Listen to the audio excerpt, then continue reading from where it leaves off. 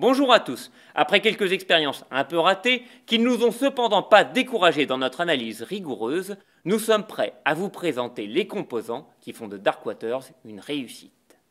Commençons par une observation atypique. L'élément catalyseur du projet n'est pas son réalisateur, mais son acteur, Mark Ruffalo.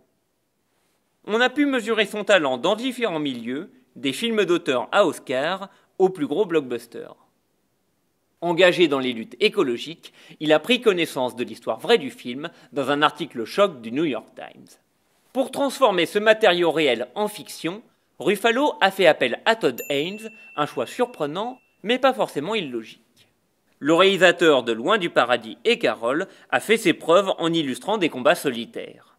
Et les thématiques du film résonnent avec celles de Safe, où l'on découvrait le calvaire au quotidien d'une femme souffrant d'hypersensibilité chimique multiple. Coutumier des dispositifs expérimentaux et des mélodrames flamboyants, Todd Haynes adapte ici son style pour ne pas diluer la force du récit. Dark Waters rend avant tout hommage à ses héros du quotidien, qu'il s'agisse d'un avocat lanceur d'alerte ou des victimes qu'il défend. Ce sont leur courage et leurs sacrifices qui sont ici les plus prégnants.